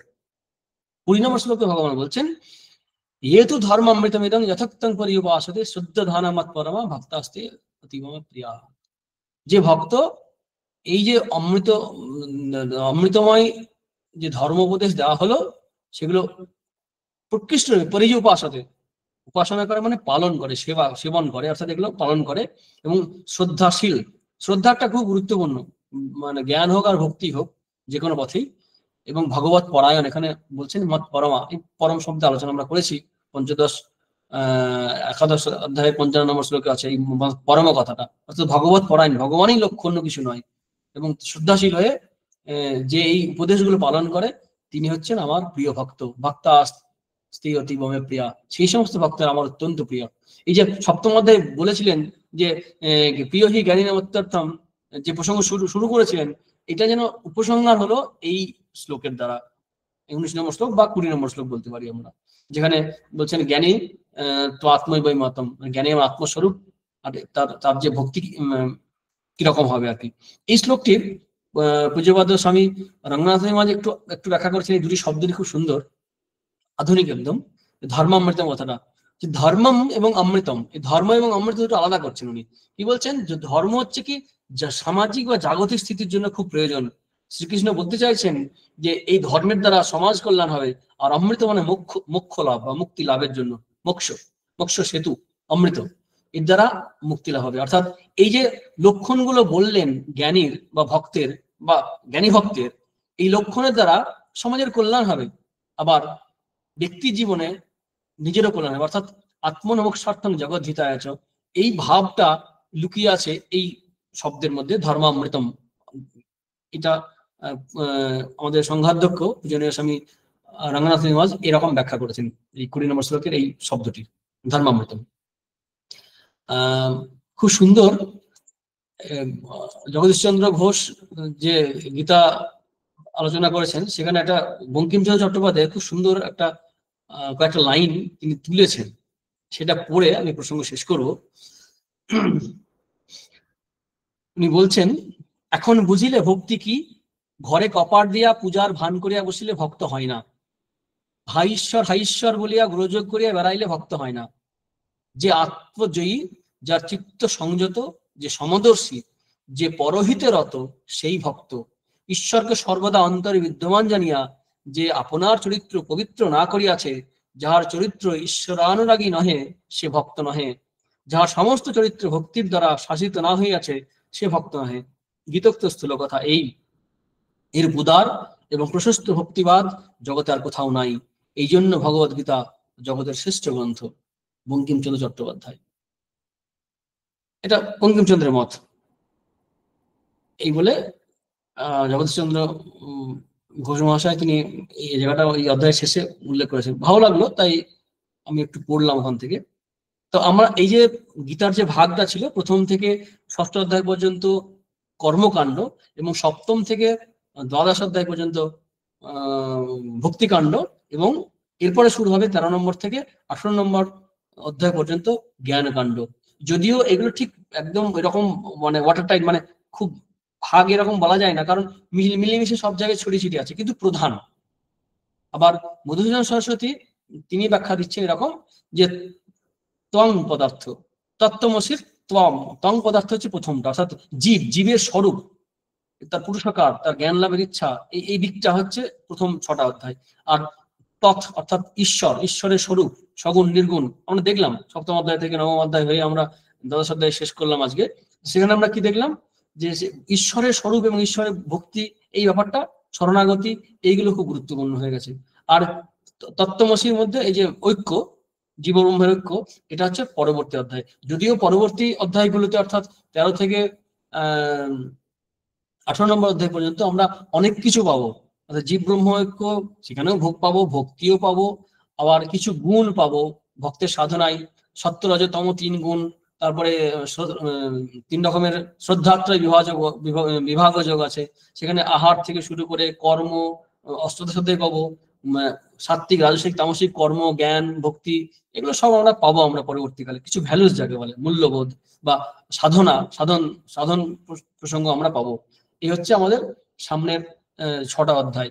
আমরা আজ ভক্তিকাণ্ড আমাদের শেষ হলো, গীতার দ্বাদশ অধ্যায় শেষ হলো। এই উপদেশ যিনি পালন করবেন তিনি হচ্ছেন ভগবানের প্রিয় ভক্ত। আমাদের যে স্বাদ হয় ভগবানের খুব প্রিয় হওয়ার জন্য, কাছের হওয়ার জন্য, অনেক সময় কাছের মানুষ হতে চায় না, তুমি ভগবানের কাছের ভক্ত হতে গেলে আমাদের এইগুলো, এই 13 থেকে 19 নম্বর শ্লোক পর্যন্ত মাথায় রাখতে হবে, তবে আমরা ভগবানের প্রিয় ভক্ত হতে পারবো। ঠিক আছে কৌশলী? হ্যাঁ হ্যাঁ মহারাজ, আমরা এতক্ষণ মহারাজের আলোচনা শুনলাম, আমরা ভক্তের লক্ষণ বিষয়ক আলোচনা শুনলাম। এই ভক্তের লক্ষণের মধ্য দিয়ে যেন ভগবান আমাদের চরিত্র গঠনের উপদেশই দিয়েছেন। তো আজকের আলোচনা থেকে বা পূর্ববর্তী আলোচনা থেকে যদি কারো কোনো প্রশ্ন থাকে বা জিজ্ঞাসা থাকে, তাহলে মহারাজকে আমরা সেই প্রশ্ন করতে পারি। একটা সুন্দর কথা কৌশলী বলল, যে এই ভক্তের লক্ষণ বলতে গিয়ে আমাদের চরিত্র গঠনের উপদেশ দিয়েছেন, একেবারে সত্যি তাই। আমরা এই এথিক্যালি মোরাল অ্যাসপেক্ট থেকে তো ভাবি না, একদম ঠিক, খুব সুন্দর পয়েন্ট, যে আমাদের চরিত্র গঠনের কথাই বললেন, অর্থাৎ এরকম চরিত্র তৈরি না হলে ভক্ত হওয়া যায় না, আর সমাজের পক্ষেও সে আশীর্বাদ হয়ে উঠবে যদি এরকম চরিত্র তৈরি হইতে হয় তার। ঠিক আছে,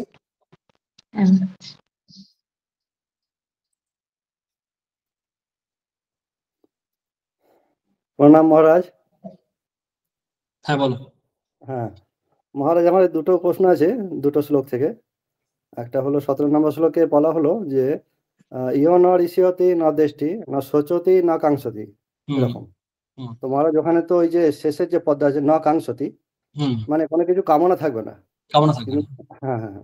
তো মহারাজ আমাদের বক্তব্য হচ্ছে এটাই যে যদি কোনো প্রকার কামনা না থাকে তাহলে তো আমরা কোনো লক্ষ্যে পৌঁছাতে পারবো না, সেটা ভগবত প্রাপ্তি হোক বা অন্যান্য ইহলৌকিক কোনো বিষয়ই হোক। ভালো প্রশ্ন। হ্যাঁ হ্যাঁ, তাহলে কামনাহীন অবস্থায় আমরা কিছু করতে পারছি না, এটা প্রথম প্রশ্ন। আর একটা এইটার উত্তর নাহলে আবার বুঝতে হবে। এখন প্রশ্ন হয়েছে যে কামনা না থাকলে তো আমরা ভগবান লাভও করতে পারবো না, ঠিকই, কিন্তু এই কামনাটাকে কামনা বলা হয় না। উপনিষদের 3টে শব্দ আছে, যে আত্মকাম, আপ্তকাম, অকাম। আত্মকাম মানে হচ্ছে যে আত্মাকে অর্থাৎ আত্মস্বরূপকে জানতে চায়, ঠিক আছে, এটাকে কামনার মধ্যে বলে না, কারণ তার সে আত্মকাম হবে, কারণ তার স্বরূপ আত্মকাম অর্থাৎ পেয়ে যাবে, এবং সেই কারণে অকাম অর্থাৎ সে নিষ্কাম হয়ে যাবে, তার কামনা থাকবে না। বিষ্ণু কাম অকাম, ভগবানের যে কামনা শ্রী শ্রী রামকৃষ্ণের কথার মধ্যে আছে যে ভক্তি কামনা কামনার মধ্যে পড়ে না, যেমন হিঞ্চে শাক শাকের মধ্যে পড়ে না, খেলে পরে রোগ সেরে যায়, ওটা অন্য ক্যাটাগরি পড়ে যায়। কিছু খাবার থাকে না, যেমন মিষ্টির মধ্যে পড়ে না, ওটা মিষ্টি খেলে অম্বল হয়, কিন্তু মিষ্টি খেলে অম্লশূল বা ইত্যাদি গুলো রোগ সেরে যায়, আমরা কথার মধ্যে পাই। তেমনি এই যে কামনা, এই কামনা হচ্ছে সব কামনাকে নাশ করার জন্য কামনা, এটা কামনা নাশক কামনা, সেই কারণে এটা বলা হয় এরকম যে এই কামনা, কিন্তু কামনা থাকবে এই কামনা, যে এটাই নারদ ভক্তি সূত্রে এরকম আলোচনা করছেন যে সে ভগবানকে কামনা করে, তার অন্য সমস্ত কামনা স্বান কাময় মান নিরধ রূপত্তৎ, অর্থাৎ ভক্তি কখনো দ্বারা কিছু লাভ করা যায় না। আমাদের যে ভক্তি হয় কি, তার দ্বারা কিছু পেতে চাই, সেই কারণে আমাদের ভক্তিটাকে সকাম ভক্তি বলা হয়। উৎকৃষ্ট ভক্তি নয়ও। ভগবানকেই চাই, ভক্তিই চাই। ভক্তি যখন লক্ষ্য হয়ে গেল, তখন তার জাগতিক কামনাগুলোকে কামনা বলে, এটাকে কামনা বলে না। এটা হচ্ছে প্রথম প্রশ্নের উত্তর। দ্বিতীয় প্রশ্ন। হ্যাঁ মহারাজ, দ্বিতীয় প্রশ্ন হচ্ছে ওই যে আমরা 19 নম্বর শ্লোক পড়লাম, তুল্য নিন্দা স্তুতির মৌনী সন্তুষ্ট যেন কেনচিত। ওখানে মহারাজ এই প্রথম যে শব্দটা তুল্য নিন্দা স্তুতির মৌনী, অর্থাৎ নিন্দা এবং স্তুতিতে তুল্য অবস্থা এবং মৌনভাব অবলম্বন করতে হয়। হ্যাঁ, তো মহারাজ এখন প্রশ্ন হচ্ছে যে এই যে মৌনী ভাবের অবস্থা কথা বলা হলো, মানে নীরবতা বা চুপচাপ থাকাটাই হচ্ছে শ্রেয় অনেক সময় নিন্দা স্তুতি ক্ষেত্রে। তো এরকম যদি আমরা চরিত্রের অধিকারী হয়, তাহলে আমরা কর্মক্ষেত্রে বিভিন্ন সাংসারিক ক্ষেত্রে কি হয়, অন্যান্য লোক আমাদেরকে খুব দুর্বল ভেবে উল্টোপাল্টা অনাচারমূলক কাজকর্ম অনেক সময় করিয়ে নেয় আর কি। হ্যাঁ, যদি মৌনী ভাব অবলম্বন করি তাহলে অসুবিধা অনেক ক্ষেত্রে হতে পারে। এটা হচ্ছে এটা কিন্তু মনে রাখতে হবে কাদের জন্য বলা হচ্ছে, কখন বলা হচ্ছে। কাজের প্রয়োজনে দু চারটে কথা বলতে হবে, অন্যের দোষ ত্রুটি জানতে হবে, কিন্তু নিজের মনের জগতের দিকে তাকিয়ে কিন্তু আবার ভাবতে হবে যে এটা এইরকমই।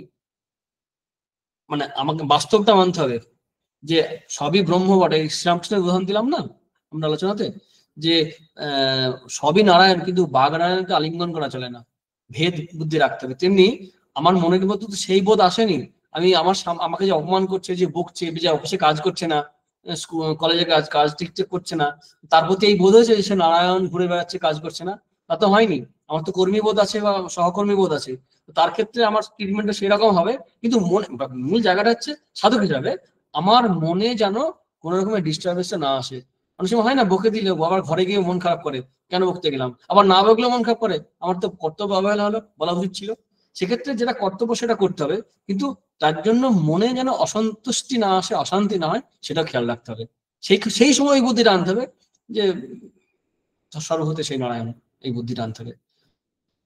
আবার যদি ভুল হয়ে যায় আবার সংশোধন করতে হবে। একদম উচ্চ অবস্থায় আসলে পরে তার দ্বারা কাজও হবে না সেভাবে বলতে গেলে। এই যে ব্রহ্মানন্দজি মাঝে কথা বললাম না, রাজা মহারাজ উপদেশ দিতে পারছেন না, কারণ মনটা একটু নামলে তখন উপদেশ দেবেন। ঠিক আছে। হ্যাঁ মহারাজ, প্রণাম, খুব সুন্দর, ভালো লেগেছে খুবই। প্রণাম মহারাজ। হ্যাঁ হ্যাঁ, বলছি আমার একটা মানে জিজ্ঞাসা একটু জাগলো, যে যখন ওই মৈত্রী করুণা মুদিতার কথা আপনি বললেন, তো আমরা যোগ দর্শনে দেখছি যে যখন অষ্টাঙ্গ যোগের কথা বলা হচ্ছে, তখন ওই যমের মধ্যে অহিংসা ইত্যাদি এই বৃত্তিগুলোর কথা বলছে, এগুলোর অভ্যাস করা বলা হচ্ছে। আর আলাদাভাবে মৈত্রী করুণা মুদিতা এগুলোকে পরিকর্ম বলা হচ্ছে, মানে চিত্তের শুদ্ধির উপায়, কি করে আমরা চিত্তকে পরিষ্কার করবো। মহারাজ অহিংসা সত্য এগুলোও তো সেই মানে মনের অবস্থাকে পরিষ্কার করে, তো আলাদা করে এদেরকে কেন রাখা হলো? যোগের অন্তরায় বলতে গিয়ে মানে আরো সূক্ষ্ম লেভেলে গিয়ে দেখা যাচ্ছে কি, যে আমরা সাধারণত কি আমাদের যে রিয়াকশন গুলো হয়, যেমন সুখ বা দুঃখ দেখলে এই নিয়মের মধ্যে আসছে না, কিন্তু অহিংসা, সত্য, অস্তিত্ব, অপরিগ্রহ এর মধ্যে কিন্তু আসছে না। একটু যদি খুব মাইনিউটলি আমরা লক্ষ্য করে দেখতে পাবো যে সুখ দুঃখ, এই কারো প্রতি হিংসা আসছে, ঈর্ষা আসছে, আরো খুব স্লাইটলি আর কি, খুব সূক্ষ্ম লেভেলে আর কি, খুব সূক্ষ্ম লেভেলে। সেখানে আমাদের একটু কারো ভালো দেখলে একটু ঈর্ষা জন্মাচ্ছে হালকা আকারে, তারপরে খুব সূক্ষ্ম আকারে থাকছে এগুলো। তো অহিংসার মধ্যে এগুলো পড়ে যেতে পারে, অহিংসা হলে তো হয়ে গেল। কিন্তু সেখানে অহিংসা সত্য, অস্তিত্ব, ওখানে কিন্তু দেখবে এইগুলো নেই, কিন্তু করুণার কথা নেই, মুদিতার কথা নেই। মৈত্রী তো অহিংসা আছে মানে হিংসা করবে না, কিন্তু কি করবে সেটা তো বলা নেই। অহিংসা সত্য, অস্তেয়, চুরি করবে না, এগুলো সব নেগেটিভলি বলা আছে। এটা পজিটিভলি বলছেন যে মৈত্রী অবলম্বন করবে কোথায় না, ভালো মানুষ দেখলে পরে, ভালো কিছু দেখলে পরে, সুখে। আর করুণা কি দুঃখে, মানুষ দুঃখে আছে, কষ্টে আছে, দুঃখীকে দেখলে। মুদিতা আনন্দ করবে কোথায়, সৎ মহৎ পুরুষের সংস্পর্শে এসে আনন্দ প্রকাশ করবে। উপেক্ষা কি অপুণ্য বিষয়, অর্থাৎ পাপি তাপি এদেরকে দেখলে, যার কথা মনে পড়লে তোমার মন ডিস্টার্ব হবে, সেখানে তুমি আলাদাভাবে তাদের ট্রিটমেন্ট হবে। সেটা কি উপেক্ষা করবে, ঘৃণা করবে না, উপেক্ষা করবে। এটা বিশেষ করে বলা হলো। যদি প্রয়োজন না থাকতো তাহলে, এটা যোগদর্শনের প্রসঙ্গে বলছি, তাহলে কিন্তু এটা আসতো না, তাই না? অহিংসা সত্য, অস্তে, অপরিগ্রহ সবগুলো কিন্তু নামূলক। হ্যাঁ হ্যাঁ মহারাজ, মানে আমার আমার কথা হচ্ছে যে মানে আলাদা করে এদেরকে বলা হলো ওখানে, এমন তো না যে ওনার ওখানে মনে ছিল না, তাহলে উনি কেন এখানে আলাদা করে ওগুলোকে বললেন? মানে দেখবে। যদিও যদিও এটা সমাধি পাদে আছে, হ্যাঁ হ্যাঁ আর ওটা সাধন পাদে আমরা গিয়ে পাচ্ছি। এবার এবার কি হয়েছে, ওগুলো পরপর যখন আলোচনা করছে না, প্রসঙ্গক্রমে এসেছে, হুম হুম প্রসঙ্গক্রমে এসেছে। যোগের অন্তরায়, যোগের অন্তরায় বলতে গিয়ে হুম মনের অবস্থা, সেই মেন্টাল হেলথটা ঠিক করতে হবে। আবার মনে হলো ওখানে বলা দরকার আছে, আর একটা ডোজ দিয়ে দিল আর কি। হুম হুম। হতে পারে। মহারাজ, এইটা কি হতে পারে যে যেহেতু সমাধি পাদে যে উত্তম অধিকারী যারা, তারা হুম, কি মানে তাদের তো যম নিয়ম মানে অভ্যস্ত হয়েই আছে, হয়েই আছে। তারা তো উচ্চ স্তরে, হুম, তারপরে যদি তার মনে কোনো মানে যদি একটু মানে কালুষ্য চলে আসে না, সেইগুলোকে দূরীকরণের জন্য দেখো এরকম। এটা হচ্ছে কি, সাধকের না মনকে নিয়ে কারবার, তো সাধনা পুরো ব্যাপারটা মনকে নিয়ে কারবার। 98-এ যে সাপ লুডো খেলায় আছে না, 98 বড় সাপটা, একদম মন শুদ্ধ হয়ে গেছে, একদম উপরে গিয়েও মন চঞ্চল হয়ে ডিস্টার্ব হয়ে একদম অধঃপতনে চূড়ান্ত গর্ভে নামতে পারে, একদম নামতেই পারে। সুতরাং এই যে সাধক খুব উন্নত হয়ে গেছে, তার মধ্যে এই বৃত্তি আসতে পারে, এই ও খুব উন্নত হয়ে গেছে সাধনায়, একটা ঈর্ষা এসে গেল, হিংসা এসে গেল, আনন্দ হলো না, মৈত্রী ভাব আসছে না, মুদিতা হচ্ছে না। আমার একজন ভাই বা বোন আধ্যাত্মিক দিক থেকে উন্নত হয়ে গেছে, আমার মধ্যে একটা সূক্ষ্ম লেভেল অনেক উঁচুতে উঠে যাওয়ার পরেও মনের মধ্যে একটা বৃত্তি আসতে পারে, যেরকম যে ঈর্ষা আসতে পারে। তো তখন সেক্ষেত্রে আনন্দ করছি না আমি, সেই কারণে তার পক্ষে তখন এটা সাধনা হয়ে দাঁড়াবে, যে মুদিতা, তাই না? হ্যাঁ মহারাজ। ব্যাপারটা মনকে নিয়ে কারবার আমাদের, হ্যাঁ আর মহারাজ। কখন যে ডিস্টার্ব হবে কেউ জানে না। সে ঠিক আছে মহারাজ। সাবধানতা হচ্ছে খুব গুরুত্বপূর্ণ,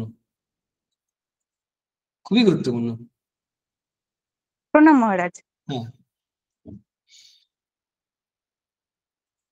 তাহলে প্রণাম মহারাজ, আমার একটা প্রশ্ন আছে।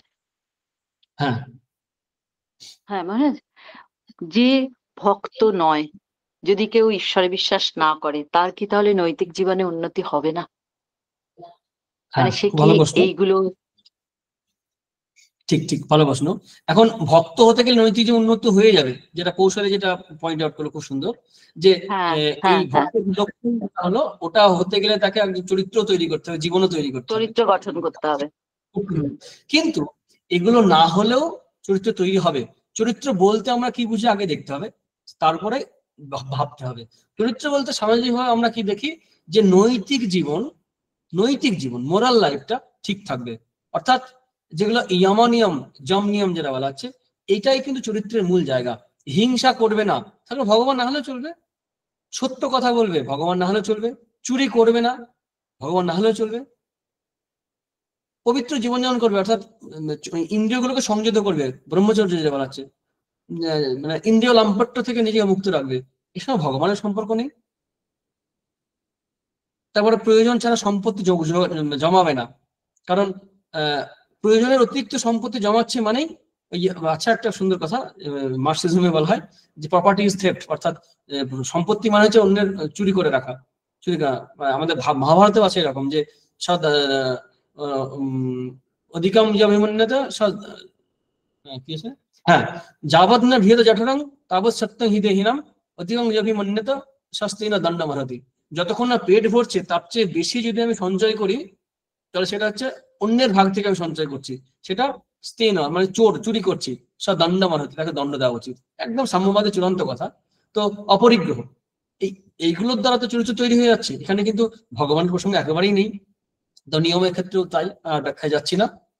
নিয়ম যে আছে, এটা তো চরিত্র তৈরি হয়ে যাবে। অর্থাৎ সেখানে ঈশ্বর ব্যাপার নেই, ভগবানের ভক্ত হওয়ার দরকার নেই, আর আত্মজ্ঞানেরও দরকার নেই, চরিত্র তৈরি করা সম্ভব। কিন্তু কিন্তু মোরাল লাইফ মানে কিন্তু স্পিরিচুয়াল লাইফ নয়, আধ্যাত্মিক জীবন নয়। জন্ম জন্মান্তরের দৃষ্টিতে যদি তাকানো যায়, তাহলে কিন্তু আধ্যাত্মিক জীবন তৈরি করতে হবে। তার জন্য আত্মজ্ঞান বা ভক্তি মুক্তির এই পথে আসার প্রয়োজন আছে। ঠিক আছে? মহারাজ, তাহলে যদি কেউ ঈশ্বর উপাসনা না করে নিজের ডিউটিটা শুধু করে যায়, তাহলে সে কি ধার্মিক?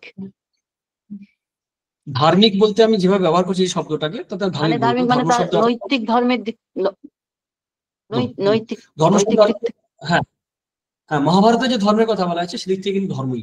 মহাভারতের যে ধর্ম কথা বলা হচ্ছে সেখানে কর্তব্যের দিক থেকে, নৈতিক দিক থেকে জোর দেওয়া হয়েছে। ধর্ম মানে কখনো কি হয়, মোরাল দিকটা, ভ্যালুস গুলোকে বলা হয়। কখনো বলা হয় এই যে পূজা আর্চা অনুষ্ঠানগুলো, এগুলোকে বলা হয় কখনো কর্তব্য হিসাবে, ডিউটিস। সোসাইটি সোশ্যাল সিচুয়েশন যেখানে যা আমরা থাকি, যে অবস্থায়, সেই অনুসারে আমরা সময় বলি যে এটা এটা এটা, সেই অনুসারে সেটাকেও বলা হয় যে ধার্মিক। ধর্মটা কোন শব্দে ব্যবহার করছে সেটার উপর নির্ভর করছে। সেই কারণে ধার্মিক বলা যেতে পারে। আমি ধর্ম কথা বললাম, সৎ কথা বললাম, বলে না আমরা, ঠিক ঠিক বলতে পারি।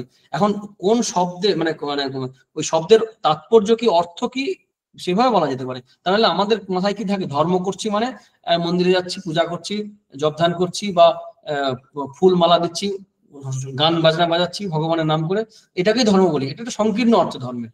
কিন্তু মহাভারতে যে ধর্মের কথা বলা হয়েছে, বা আমাদের শাস্ত্রে ধর্ম অর্থ কামোক্ষ যে বলা হয়েছে, সেখানে ধর্ম অর্থ বলতে গেলে নিশ্চয়ই ঈশ্বর ছাড়া, আত্মজ্ঞান ছাড়াও একজন মানুষ ধার্মিক হতে পারে।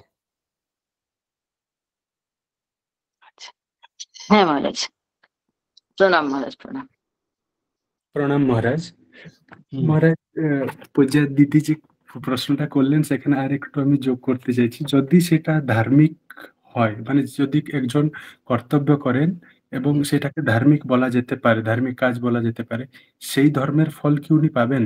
উনি তো ধর্ম বিশ্বাস করেন না, যে আমি ধর্ম করছি এই মনোবৃত্তি নিয়ে উনি কাজ করেন না, উনি কর্তব্যই করে যান, তাহলে ওটা কি নিষ্কাম কর্ম হলো না? না না, কর্মের ফল পাবে, কিন্তু নিষ্কাম যদি হয় তাহলে নিষ্কাম কর্মের দ্বারা তার মুক্তি হবে, সে না চাইলেও হবে, অটোমেটিক হবে, তার স্বরূপ তো তাই। সেটা আমরা বলবো যারা বিশ্বাস করি এই তত্ত্বে। সে হয়তো বিশ্বাস করে না, সে নিষ্কাম ভাবে করছে, নিষ্কাম ভাবে যদি করে, সে না জেনে সেই তার চিত্ত শুদ্ধি হবে এবং নিশ্চয়ই একসময় জানবে। কিন্তু সাধারণভাবে যে কর্ম করছে, কর্তব্য কর্ম করছে, তার মধ্যে তার একটা ফল হবেই, সে ফল সোসাইটি পাবে, ফল তো হবে, কর্মের ফল হবে সবসময় হবে। আমি যে কর্ম করি তার একটা ফল হবে, আমি না চাইতে পারি। আমাদের শাস্ত্রে আছে এরকম যে যখন জ্ঞান হয়ে যায় সেই সংশ্লিষ্ট ব্যক্তির, তো জ্ঞান হওয়ার আগে তো সুকর্ম কুকর্ম সব রকম থাকে। তো যারা শত্রু, যারা নিন্দা করে, তাদের এই কুকর্মের ফলগুলো যায়, এরকম কৌশিক উপনিষদে সম্ভবত আছে। আর যারা মিত্র সেবা করে সেই ব্রহ্মজ্ঞানীর, তার সৎ ফলগুলো, শুভ কর্মের ফলগুলো তারা পায়। তো কর্মের একটা ফল হবেই, কিন্তু নিষ্কাম ভাবে যদি করে, যদি করতে পারে, নিষ্কাম কর্মের ফল মুক্তি অটোমেটিক হবে, তার ঈশ্বরের মধ্যে না গিয়ে আত্মজ্ঞান লাভ হবে। এটা আমাদের শাস্ত্র বলছে। ঠিক আছে? আজ্ঞা মহারাজ। থাক নাকি? হ্যাঁ মহারাজ, আজ সময় অনেকটাই অতিবাহিত হয়ে গেছে। পরের সপ্তাহে আবার আমরা একত্রিত হব এই প্রতিশ্রুতি রেখে। আজকে সকলের থেকে বিদায় নেব। ক্লাসে যারা উপস্থিত ছিলেন সকলকে আন্তরিক কৃতজ্ঞতা এবং শুভেচ্ছা জানিয়ে, এবং মহারাজকে আমার পক্ষ থেকে এবং গীতা পরিবারের সকলের পক্ষ থেকে সশ্রদ্ধ কৃতজ্ঞতা এবং প্রণাম জানিয়ে আজকের ক্লাস শেষ করার অনুরোধ জানাবো। প্রণাম মহারাজ। ওম শান্তি শান্তি শান্তি। হরি ওম তৎসৎ। শ্রীকৃষ্ণার্পণমস্তু।